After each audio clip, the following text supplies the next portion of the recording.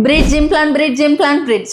ఈ రెండిట్లో డిఫరెన్స్ తెలియక చాలామంది పేషెంట్స్ రాంగ్ డెసిషన్స్ తీసుకుంటున్నారు. నేనే నా టూత్ సేవ్ చేయించుకోలేక తీసేయించుకుంటే I will definitely go for an implant. అది ఎందుకు అంటే మనకి ఇనీషియల్గా అయితే ఎఫ్పిడి అంటే బేసిక్లీ బ్రిడ్జ్ చాలా కంఫర్టబుల్గా, ఇన్ఎక్స్పెన్సివ్గా అండ్ చాలా ఈజీగా కూడా అనిపించవచ్చు.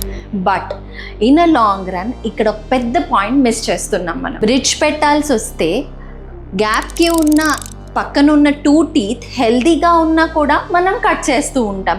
అటొక పన్ను ఇటొక పన్ను మనం ఎనామిల్ డెంటిన్ అని చెప్పుకుంటాం కదా, అలా డెంటిన్ వరకు కట్ చేయాల్సి వస్తుంది.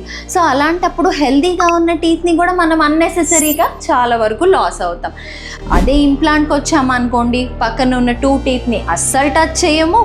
ఓన్లీ ఆ మిడిల్లో మన డైరెక్ట్ బోన్లోనే ఆ ఇంప్లాంట్ని ప్లేస్ చేస్తారు.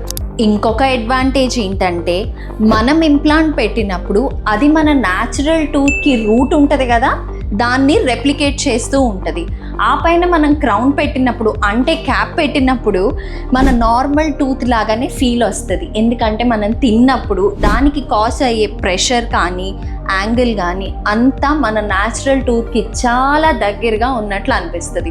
So it gives a better feeling while chewing. ఇంకా ఏదన్నా మనకు ఫ్యూచర్లో ప్రాబ్లం వచ్చినా అటుపక్కన ఇటుపక్కన ఉన్న టీత్ ఏమీ టచ్ చేయకుండా ఆ ఇంప్లాంట్ వరకే ఏమన్నా ఇష్యూ వస్తే అది డెఫినెట్గా మనం ఫర్దర్ ట్రీట్ చేసుకోవచ్చు. సో తెలియకుండా ఏది బెటర్ ఆప్షన్ అని మీరు డిసైడ్ చేసుకోకండి. ఎక్స్పర్ట్స్ని కలవండి. డెఫినెట్గా మీకు better and long lasting treatment ప్లాన్ని ఆప్ట్ చేసుకోండి.